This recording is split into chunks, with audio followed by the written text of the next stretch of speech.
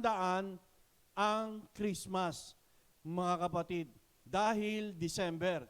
Dahil ito po ay nakaugalian na natin na mga Pilipino na kung saan ang Kapaskuhan ay ipinagdiriwang mananampalataya man o hindi, ito po ay ating ginaganap.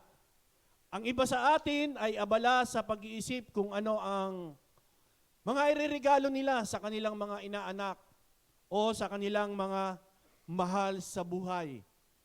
Ang iba ay namimili na ng gift nila para sa kanilang exchange gift o para sa kanilang Christmas party.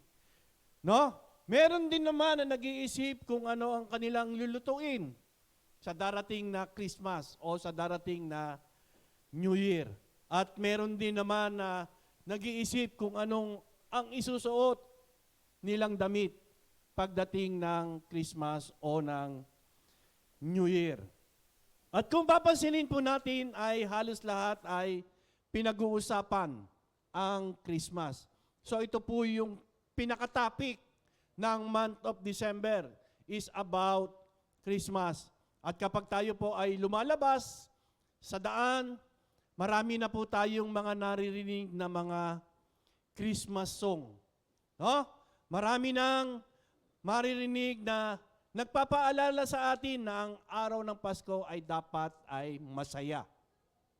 Na ang araw ng Pasko dapat ay nararamdaman mo yung tunay na galak, yung tunay na saya. Ngunit nais kong tanungin kayo ngayon o nais kong tanungin kita ngayon. Yan nga ba ang nararanasan mo kapag sumasapit yung Christmas, yung Kapaskuhan?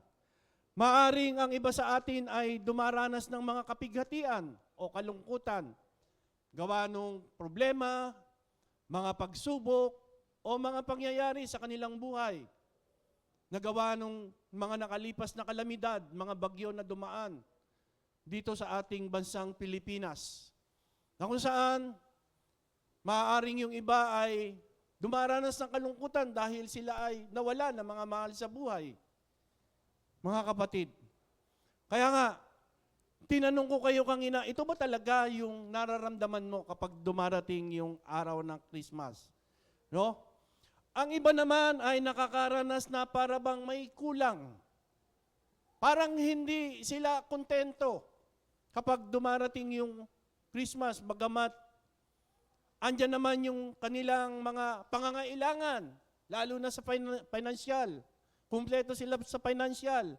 Andyan dyan yung kanilang mga mahal sa buhay, nakakasama nila, pero parang tila baga ang tao o kahit tayo na mga mananampalataya ay parang merong pang hinahanap. Parang merong kulang. Parang merong something sa ating puso kapag sumasapit ang Christmas na talaga bang hinahanap natin. Kaya nga sabi kanina, dapat kapag sumasapit ang Pasko, dapat masaya. Pero bakit ganon? Parang may something sa ating mga puso, mga kapatid.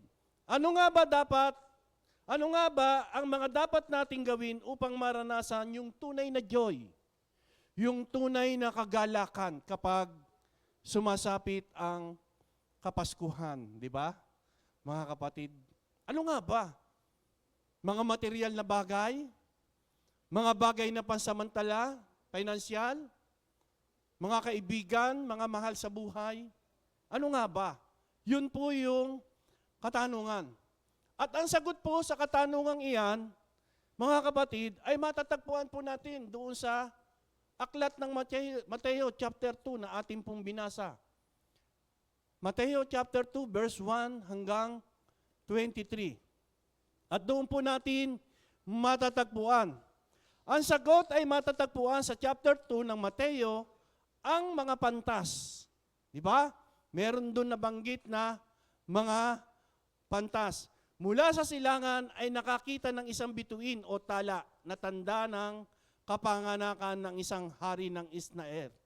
So sa pagnanais nila na maparangalan ito sa pamamagitan ng mga regalo, sila ay naglakbay. Habang sinusundan nila ang tala patungo sa bagong silang na hari At dito makikita natin kung ano yung naging attitude nung tatlong pantas. Sa iba, tinawag nila na hari. Pero wala naman po sa Bible na binanggit na sila ay mga hari. Tinawag po sila na mga pantas. Pero sa ibang versikulo po, sa ibang translation, nabanggit po doon, ito po yung mga nag-aalaga ng tupa. Sila po yung mga nag-aalaga ng tupa. At dito makikita natin kung ano ang naging attitude nila at ang mga pangyayari habang sila ay naglalakbay upang maranasan nila yung ganong kagalakan. Di ba? Meron silang nakitang bituin na kung saan yun yung sinundan nila para hanapin yung sanggol na ipinanganak. Para i-search nila, para puntahan yung sanggol na ipinanganak. So habang naglalakbay yung tatlong pantas na iyon, meron po tayo ngayong makikita sa bawat isa na naging attitude nila habang sila ay naglalakbay. 3 lessons we can learn from the story. Yan po. Yung tatlong lesson na makikita natin para malaman natin kung ano ba talaga yung tunay na kagalakan. Kasi minsan, Pasko nga, pero parang may something sa ating mga puso, parang may kulang na itinatanong natin, na hinahanap natin, na parang hindi natin makita-kita. So ngayon, ay tuturuan po tayo ng ating Panginoon kung ano po yung mga dapat nating gawin para maranasan natin yung tunay na joy kapag sumasapit ang Christmas. Dapat nga, araw-araw tayo ay masaya. Di ba? Amen? Dapat araw-araw nararamdaman natin yung joy, hindi lamang dapat Pasko. Pero dahil ang December ay ay ipinagdiriwang kapaskuhan, kaya nga dapat ito ay nararamdaman natin yung joy. Kaya lang, minsan, parang may kulang. 3 lessons we can learn from the story. Number 1,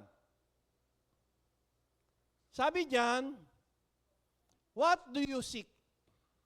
Di ba? What do you seek? Ano ang hinahanap mo? Sabihin mo sa katabi mo, ano ang hinahanap mo? Yan. Sige, so kalabitin mo sa kanya, sabihin mo, sis, ano hinahanap mo kapag sumasapit ang araw ng Pasko o month of December? Di ba? Mga material na bagay, regalo galing sa mahal sa buhay, di ba? Mga gift, di ba? Minsan nagkakatipon-tipon, nagre-reunion, di ba? Ginagawang reunion. Pero pagkatapos noon ay parang wala na yung joy. Hindi na natin maramdaman yung kagalakan. Parang pansamantala lang yung joy na ating naramdaman. So ngayon, ano ba yung hinahanap mo na gusto mong maranasan na yung joy ay talagang permanente na parati kang masaya, nagkukulang ka man, di ba? Kinakapos ka man, pero tila baga hindi ka apektado. No? Tila baga hindi iyon yung nagko-control sa iyo dahil yung joy ay parating nasa puso mo. Parati kang nakangiti, mga kapatid.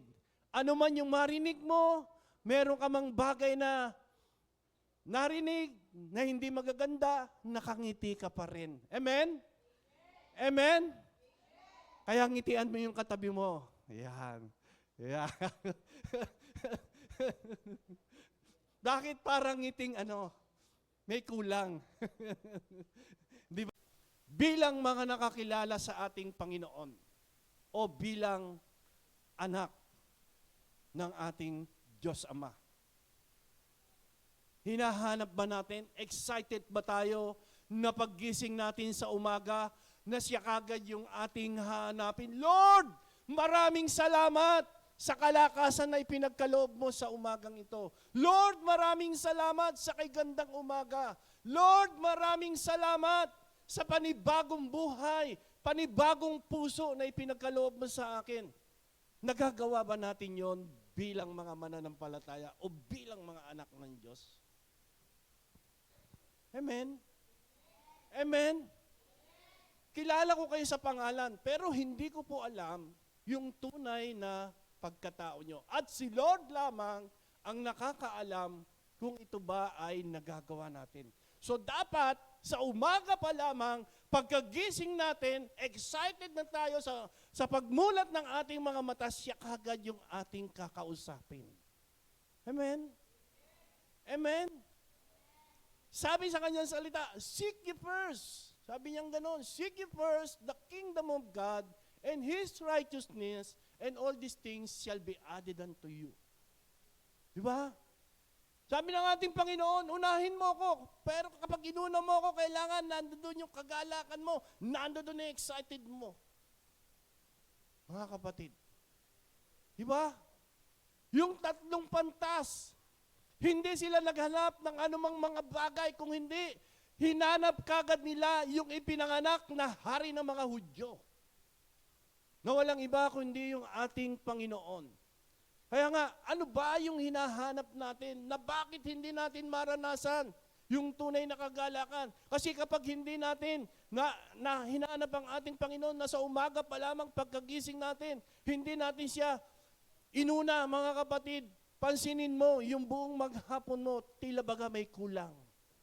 Amen? Para bagang hindi kumpleto. Tayo na mga mananampalataya. Pero doon sa mga hindi mo na, okay lang sa kanila. Pero tayo na mga mananampalataya, para bagang kulang. Hindi kumpleto. Parang may something sa ating mga puso. Kaya kapag dumating yung temptation, dumating yung mga pagsubok, apektado ka kagad. Diba? Mga kapatid, wala kang joy. Wala yung kagalakan sa iyong puso. Magkaroon ka man ng joy, magkaroon ka man ng kagalakan, sandali lang. Dahil hindi pang habang buhay, kung hindi pansamantala lang yun. Amen? Amen ba? Palakpakan natin ang ating Panginoon. Hallelujah. Praise the Lord. So yun po, no? Sabi diyan, saan naroroon ang ipinanganak na hari ng mga Hudyo? Sapagkat aming nakita ang kanyang bituin sa silangan at naparito kami upang siya'y sambahin. Wow! Ang galing! Di ba? Anong sabi? Upang siya'y sambahin, upang magpuri, upang magpasalamat sa ating Panginoon. Kaya lang minsan, mga kapatid, Sunday na nga, tinatamad ka pa bumangon. Di ba? Hirap ka pang gumising, mamaya na. Di ba? Maaga pa. Di ba? Mga kapatid, hirap yung ating paa na ihakbang patungo sa simbahan para sumamba, para magpuri, para magpasalamat sa ating Diyos na buhay. Bakit? Kanino ba nanggagaling yung lahat ng ating mga tinatangkilik? Sino ba nagpo-provide ng lahat ng ating mga pangangailangan? Yung buong maghapon mo, yung buong isang linggo mo, sino ba yung nag-iingat sa iyo? Di ba? Ito yung araw ng pagsamba natin. Ito yung araw ng pagpapasalamat natin. Ito yung araw ng pagpupuri natin. Kaya kailangan, bago pa man dumating yung araw ng linggo, excited ka na. Lord, hindi ako papayag na hindi ako makapagpupuri sa iyo. Hindi ako papayag na hindi ako sasamba sa iyo. Hindi ako papayag na makakapagpasalamat sa iyo. Kasi yung isang buong linggo ko, iningatan mo ako, ginabayan mo ako, hinawi mo yung aking daraanan, iniwas mo ako sa anumang uri ng sakit at karamdaman. Kaya Lord, narito ako ngayon, magpupuri ako sa iyo, tataas ko yung kamay ko, sisigaw ako sa iyo ng hallelujah, sasayaw ako sa iyo, tatalon ako sa iyo. So dapat ganun, mga kapatid. Amen? Palakpakan natin ang ating Diyos na buhay. Di ba? Sabi nila, at naparito kami upang siya'y sambahin. Di ba, mga kapatid, napakaganda. Yun yung attitude ng tatlong pantas. 3 lesson. 3 lesson lang yung ibibigay ng ating Panginoon. Kapag ito ginawa natin, mga kapatid, yung joy na hindi mo nararanasan 2024. Pagdating ng 2025, isang taon, wala ka man, mauubusan ka man, nandoon ka pa rin, nakangiti ka pa rin. Amen? Amen ba? Pwede mo bang palakpakan ng malakas ng ating Panginoon na? Hallelujah? Pwede ba tayong sumigaw na hallelujah? Ganyan lang ba kalakas yung bisigaw mong hallelujah? Pwede ba kisigaw natin na aabot hanggang SM? baka maalitin. Amen. Praise the Lord. Hallelujah. Palakpakan mo yung sarili mo.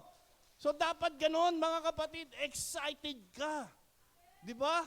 Ando doon yung galak mo. Ando doon yung joy mo. Na magpupuri ka, sasamba ka sa ating Panginoon.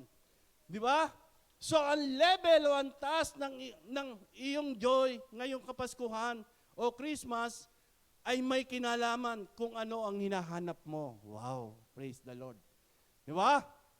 Yung ang taas ng iyong joy, ng iyong galak ay may kinalaman kung ano ang hinahanap mo ngayong Christmas.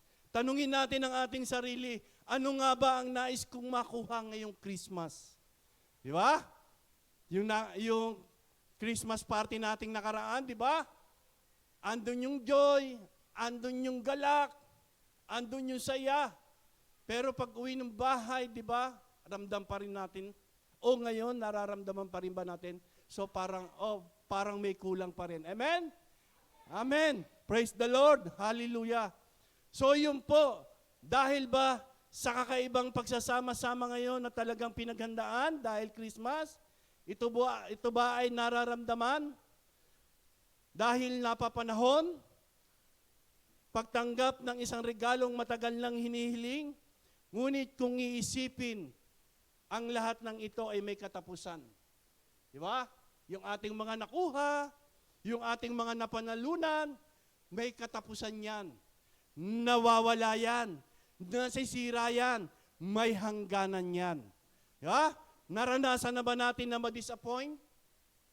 Ngayong Christmas, na kung saan nag-expect ka na meron sa iyong ibibigay na something, ang iyong kaibigan o ang iyong loved ones, nag-expect kang ganyan, pero hindi mo natanggap, na-disappoint ka ngayon, mga kapatid, o nabigo dahil yung hinihintay mong matatanggap ngayong Christmas ay hindi dumating. Di ba? Hindi dahil Christmas ang problema, kundi dahil sa ating expectation. Dahil naghahangad ka, mga kapatid, na merong darating. Pero kung wala kang hinahangad, mga kapatid, no? Tayo ay naghahanap ng maling bagay. Ha? At dito, itinuro sa atin ng mga pantas kung paano natin patataasin ang ating joy ngayong Pasko sa paghahanap ng tamang bagay. Ano nga ba ang kanilang hinahanap? Matthew 2:2, sabi diyan, at nagtanong doon, nasaan ang ipinanganak na hari ng mga Hudyo? Nakita namin sa silangan, ang kanyang tala ay naparito kami upang sambahin siya. At ito yung dapat nating hanapin at i-expect. Mga kapatid, yung tunay na pinagmumulan ng kagalakan. Yung tunay na pinagmumulan ng kasiyahan, mga kapatid. At ito ang dapat nating hanapin at i-expect ngayong Pasko, ang maranasan yung tunay na pagsamba sa ating Panginoon. Amen? Amen? Amen ba?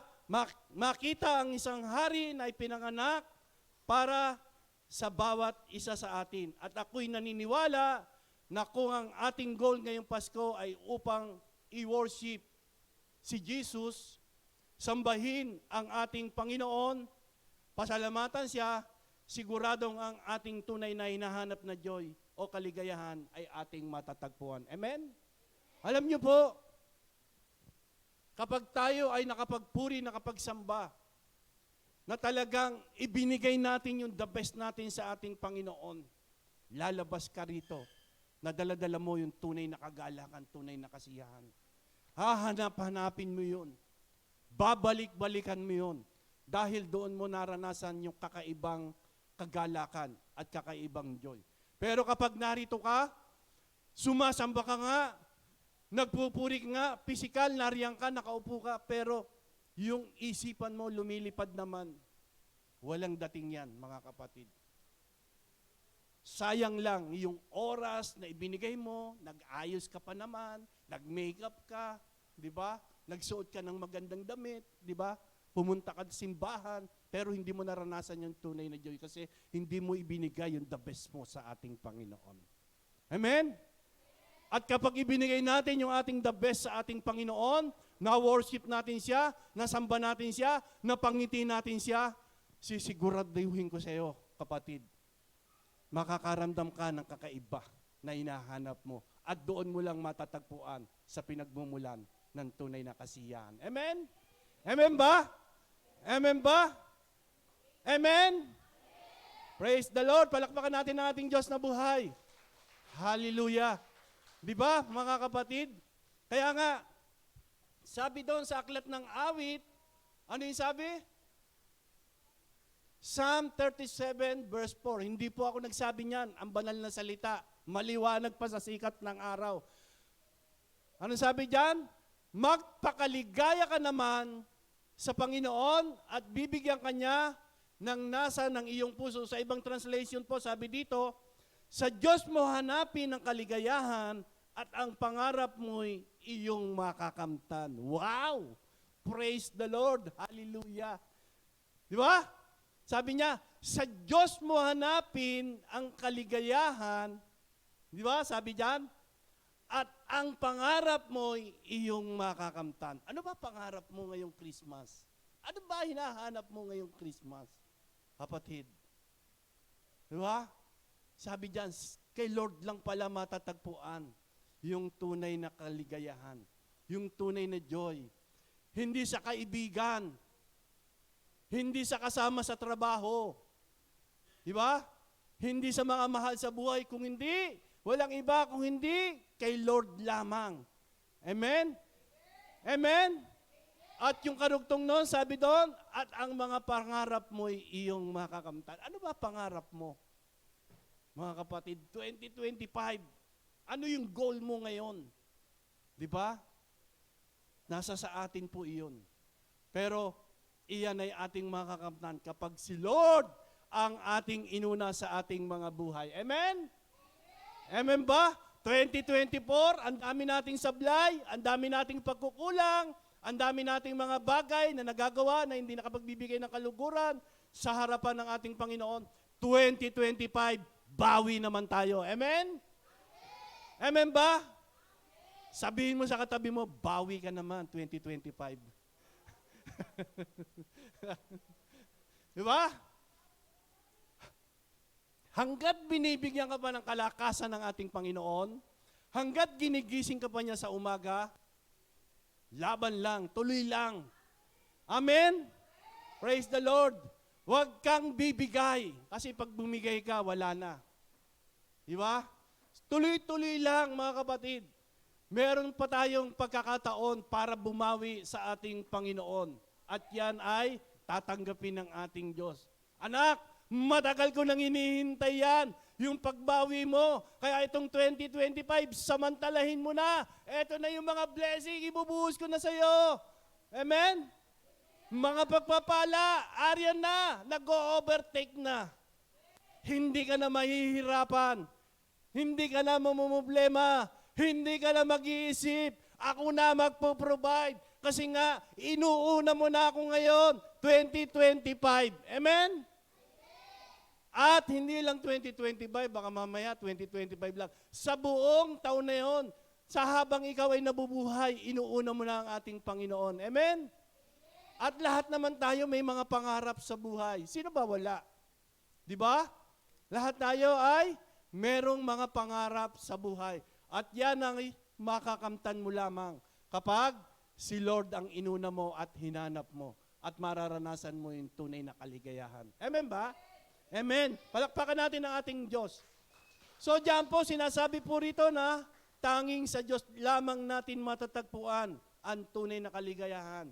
At anuman o lahat ng ating mga pangarap ay ating makakamtan. Wow! Ang galing! Praise the Lord. Okay? Number 2. Habi dyan, sa number 2, what are you searching for? Yan. Di ba? What are you searching for? Number 2. Okay? Sabi dyan sa number 2, saan ka naghahanap ng tunay na kaligayahan? Di ba? Mga kapatid, saan ka ba naghahanap? Sa mga mall? Pupunta ka sa mall? Papalipas muna ako dito sa mall.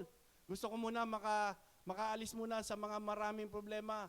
Pupunta muna ako dito, mag-ikot-ikot muna, mamamasyal, o mangingibang bansa muna ako. Gusto ko muna magkaroon ng katahimikan, o pupunta muna ako sa isang lugar na matahimik. Saan ka nga ba naghahanap ng tunay na kagalakan, ng tunay na joy? O tayo na bilang mga mananampalataya, saan ba tayo naghahanap? Kaya nga, sabi diyan, where are you searching for? No? Where pala yun? No? Saan ka naghahanap? Sabi sa aklat ng Mateo chapter 2 verse 7 and 8, nang mabatid ito, lihim na pinatawag ni Herodes ang mga pantas at tinanong kung kailan lumitaw ang tala. At pinalakad niya sila patungong Bethlehem. Matapos pagbili na ng ganito, humayo kayo at inyong hanaping mabuti ang sanggol. Kapag inyong natagpuan, ibalita ninyo agad sa akin upang ako may makasamba sa kanya. Pati si Herodes gusto na sumamba sa ating Panginoon. Diba? Totoo kaya yon na pinapahanap ni Herodes yung sanggol na ipinanganak para gusto niya rin daw na makasamba? Di ba? Di ba? Talagang ibang klase, no? Sabi dito, kung ating babasahin doon sa mga pantas na mayroong mali at tamang lugar upang hanapin. Yeah? Upang hanapin. Sila ay nagsimulang maghanap at pumunta sa maling lugar. Ibig palang sabihin, mga kapatid, mali yung lugar na pinuntahan ng pantas. Bagamat meron ng direksyon na nagbibigay sa kanila, di ba? Kami nga sa Waze, meron Di ba? Merong Waze, merong mga Google na ginagamit, pero minsan, naliligaw pa rin. So, ganun din pala yung mga pantas. Meron ng direksyon na ibinibigay, pero hindi nila sinunod. No? Kaya nga, sabi diyan, ang bituin o tala ang naging indikasyon kung saan ang patungo sa lugar ng kapanganakan ng hari ng Israel. Ngunit, nagpunta sila sa kung saan ipinanganak ang mga hari sa palasyo na walang iba kay Herodes. Ibig palang sabihin, imbis na puntahan nila yung hari na ipinanganak doon sa Bethlehem, pumunta muna sila kay nino? Kay Herodes. Doon sa hari na nasa palasyo, mga kapatid, yung pala yung pinuntahan muna nila. Na kung saan ipinanganak ang mga hari sa palasyo ni Herod, ang capital city ng Jerusalem. At ito'y isang naging pagkakamali sapagkat nung malaman nito ang kapanganakan ni Kristo, ipinahanap niya ito upang patayin. Yeah? Ibig palang sabihin, iginaguide na tayo ng ating Panginoon, eto na yung kanyang mga salita, eto na yung kanyang mga pangako, pero minsan, hindi pa rin natin ginagawa. Mga kapatid, kaya minsan, namamali tayo. Minsan, nagkakaroon tayo ng pagbaksak, minsan, nagpe-failure tayo sa ating mga plano, mga kapatid. Ibig sabihin, tayo po ay nananangan sa ating kaalaman. Maging yung mga pantas na iyon, na kung saan, doon muna sila nagpunta kay hari. So sa buhay natin ay nangyayari rin minsan ang maling kaparaanan. Lalo na ngayong Kapaskuhan, minsan naiisip natin na sa pamamagitan ng pagtanggap ng regalo o marahil pagbibigay ng regalo ay masasatisfy tayo, mga kapatid. Ang iba naman ay sa pamamagitan ng pagsasama-sama ng ating mga pamilya o mga mahal sa buhay ay sapat na. Ngunit, atin pong tandaan, mga kapatid, atin pong tandaan na ang lahat ng ito ay temporary lang. Pansamantala lang ang lahat ng ito. At maari lamang tayong ma-disappoint o mabigo. Maaring hindi mo maibigay o hindi mo kayang bilhin ang regalong nais mong ibigay sa iyong mahal sa buhay. O kaya naman, ang regalong iyong inaasahan ay hindi mo matanggap.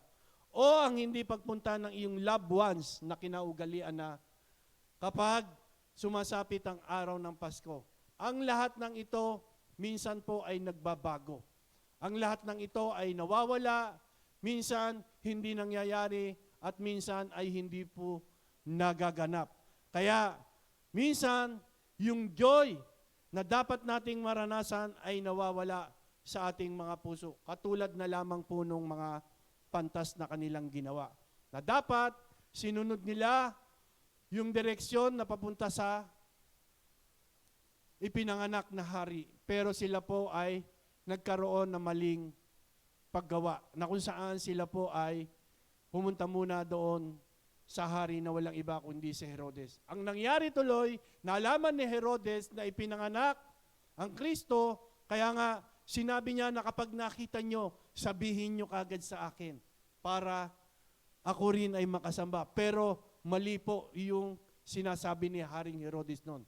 Sinasabi niya lang yon dahil gusto niya na makita yung ipinanganak na yon para ipapatay po, mga kapatid. Di ba? So, ibig sabihin, mali. Nagkaroon sila ng failure. Sa buhay natin, bilang mga mananampalataya, nangyayari din po yan. Lalo na ngayon, sumasapit ang Kapaskuhan. Gumagawa po tayo ng mga programa para sa ating mga mahal sa buhay, tinatawagan natin, ginagather natin sila, pero meron minsan na dumarating ang pagkakataon na hindi po sila nakakarating, hindi po sila pumupunta. Dahil meron pong ibang mga reason, mga kapatid. At kung saan tayo po ay nadidisappoint at nakakaranas ng kalungkutan. Pero kung tayo po ay susunod doon sa ipinagagawa ng ating Panginoon, mga kapatid, yung tunay na joy, tunay na kagalakan na hinahanap mo ngayong araw ng Pasko ay iyong matatagpuan. Amen? Amen? Na walang iba kundi sa ating Panginoong Jesus lamang. Iyon natin matatagpuan. Kaya nga, doon po ay maaring tayo po ay nakapokus sa mga bagay na nakikita. Tulad halimbawa ng mga regalo na ating matatanggap. Mga kasuotan na ating isusuot, mga ihanda na pagkain na masarap o mga bagay na material. Ang lahat po ng ito ay pansamantala lamang at nawawala o naglalaho. Sabi po sa 2 Corinthians 4:18, 2 Corinthians 4:18, sabi diyan,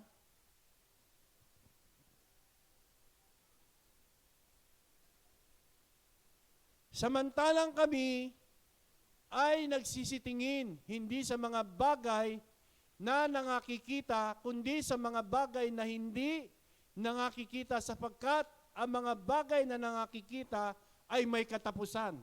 Diba? Ito yung mga material na bagay. Na dapat ang mga bagay na hindi nakikita ay walang hanggan. Amen? Amen ba? So dapat mga kapatid, nakapokus tayo doon sa mga bagay na walang hanggan. Amen? Ano ba yung hinahanap mo ngayong Kapaskuhan? Ano ba yung sinesearch mo? Saan ka ba pumupunta, mga kapatid? Ngayong araw ng Pasko, gusto mo ba talaga na makaranas ng tunay na joy? Walang iba kung hindi sa bahay panambahan ng ating Panginoon. Sa pagtitipon-tipon ng mga mananampalataya, sa mga gathering ng mga mananampalataya, sa mga prayer meeting, diyan natin mararanasan yung tunay na kagalakan. Sa mga panalanginan na ginaganap, sa mga Bible study na ginagawa, sa mga pagsamba tuwing araw ng linggo, mga kapatid. Dapat doon tayo pumupunta para yung tunay na joy ay maranasan natin, mga kapatid. Amen? Amen ba? Gusto mo ng tunay na katahimikan, peace of mind? Hanapin mo ang ating Panginoon. At siya yung magbibigay sa iyo, mga kapatid. Amen ba? Amen. And then, the last, di ba? Bilis lang ano. And last natin, what do you give? Wow! Ano yung ibibigay mo? Mga kapatid, what do you give? Sabi diyan, Matthew 2:11. At nagsipasok sila sa bahay at nakakita nila ang sanggol na kasama ng kanyang inang si Maria. At nangagpatira pa sila at nangagsisamba sa kanya. At pagkabukas nila ng kanilang mga kayamanan, ay inihandog nila sa kanya ang mga alay na ginto, kamanyang at mira. So yung tatlong pantas po ay meron silang inalay. Kamanyang, mira, at ano pa? Ginto. Yung tatlong pantas. So tayo po bilang mga mananampalataya, ano po yung pwede nating ibigay sa ating puso, sa ating Panginoon? Di ba? Di ba may kanta, Pusong Dalisay? Di ba?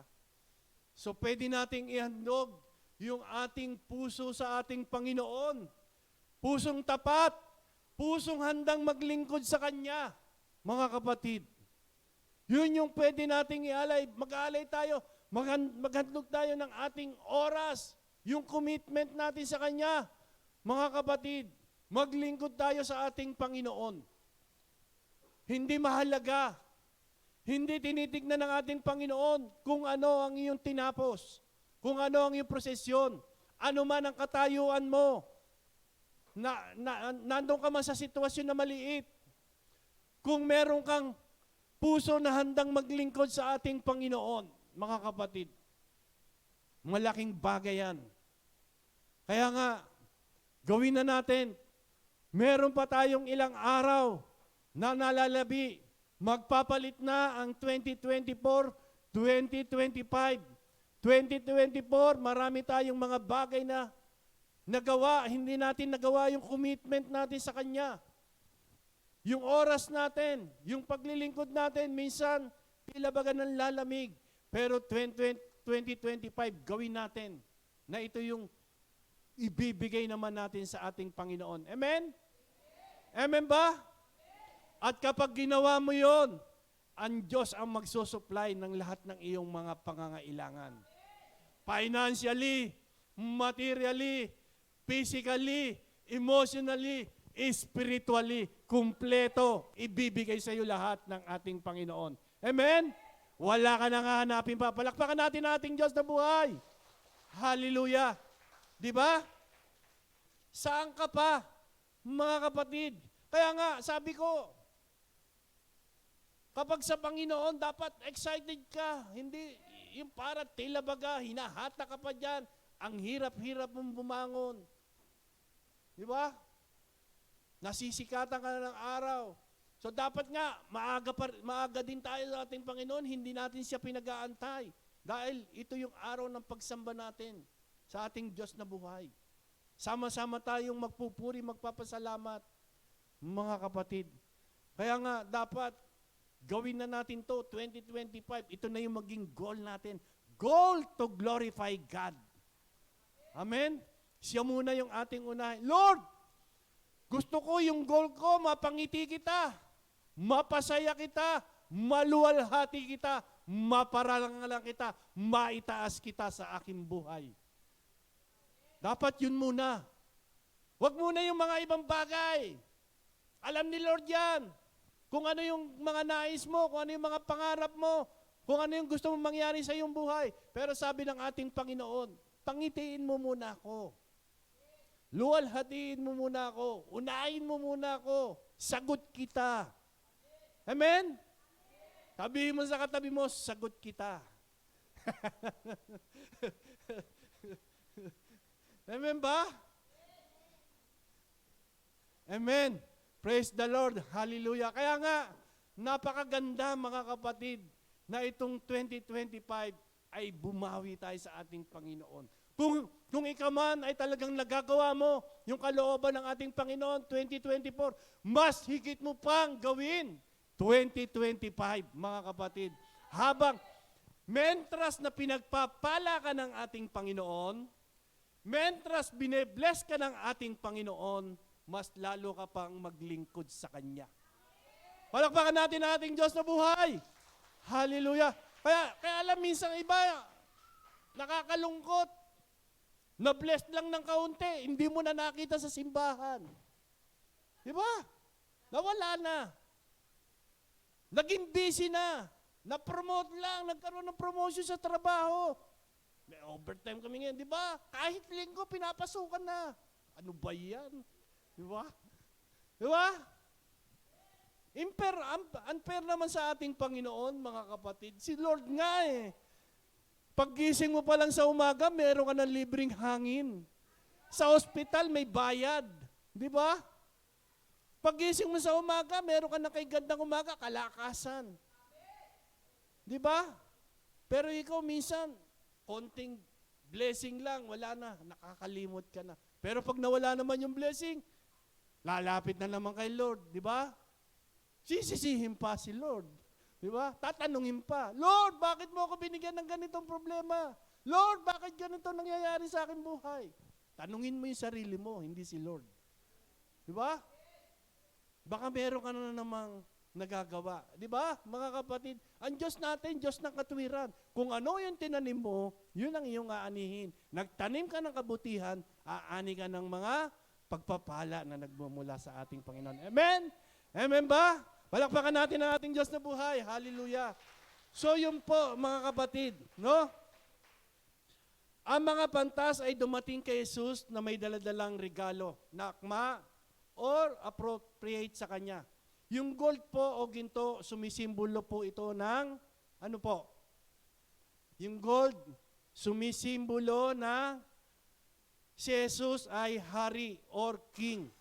Ito ang ibinigay ng unang mga pantas dahil ina-acknowledge nila na si Jesus ay hari ng mga hari or king of king. Di ba? Sasamba ka sa hari ng mga hari, Panginoon ng mga Panginoon. And then, yung frankincense or insenso, kamanyang sumisimbolo na si Jesus ay priest. Yun po yung pangalawang ibinigay. At yung mira, ito po ay ibinibigay sa mga patay. Ito ay isang ointment na ginagamit during burial. So, nung pong ating Panginoong Jesus ay inilibing, yun po yung ginamit sa Kanya. Amen ba? Amen. So, yun po, mga kapatid. At alam ko na itong 2025, pagpasok ng 2025, tayo pong lahat ay talagang gagawin na natin yung kalooban ng ating Panginoon. Amen ba? Amen. So bilang konklusyon, tayo po ay tumayo.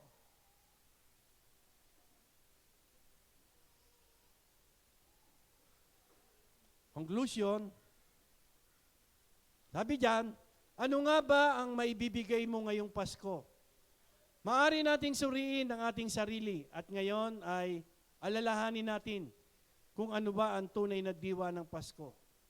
Bakit hindi mo subukang ialay ang iyong puso at buhay para kay Kristo upang matagpuan mo ang tunay na joy ngayong Pasko?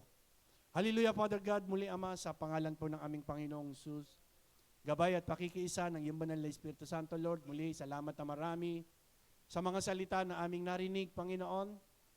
Salamat na marami sa pagtuturo. Salamat na marami sa pagpapaalala, Panginoon, na tunay nga na ikaw ang Diyos na napakabuti mo sa amin, Panginoon. Ikaw ang Diyos na hindi nagbabago. Ikaw ang Diyos na tapat. Kaya Lord, narito kami na patuloy naming ibinababa ang aming mga sarili sa iyong harapan. Inaamin namin na wala kaming magagawa kung wala ka at hindi namin kaya kung sa sarili lamang namin. Lord, nais namin na maranasan yung tunay na joy, Panginoon. Tunay na kasiyahan. Sinabi mo sa aklat ng awit na sa iyo lamang namin hanapin yung tunay na kaligayahan at ang lahat ng aming mga pangarap ay aming makakamtan, Panginoon. Kaya Lord, hayaan mo na sa pagpasok ng 2025, Panginoon, kami na narito na nakapakinig ng iyong salita ay patuloy naming i-apply sa aming mga buhay, Panginoon. Tunay nga na hindi namin makikita yung tunay na kaligayahan sa mga bagay na pansamantala, Panginoon. Sa mga bagay na nakikita, kundi ang tunay na kaligayahan ay nagmumula sa iyo. Ikaw ang bukal, Panginoon. Ikaw ang pinagkukunan. Ikaw ang pinagmumulan, Panginoon. Kaya Lord, tulungan mo kami na ikaw ang aming patuloy na uunahin sa aming mga buhay, Panginoon. Hindi ang mga bagay na pansamantala. Dahil ito po, Lord, ay lumilipas at naglalaho, Panginoon. Kaya Lord, salamat na marami sa pagtuturo, salamat na marami sa pagpapaalala. Sa pangalan po ng aming Panginoong Jesus, gabay at pakikiisa ng Banal na Espiritu Santo, tayo pong lahat ay magsabi ng malakas na Amen and Amen. Hallelujah. Praise the Lord.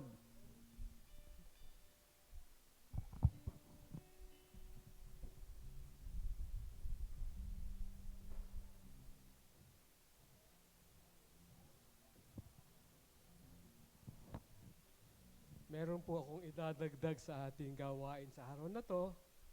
At gusto ko rin pong mabate kasi hindi ko kayo nabate. Wala ako ng Christmas. Gusto ko po kayong batiin lahat ng Merry Christmas. And I want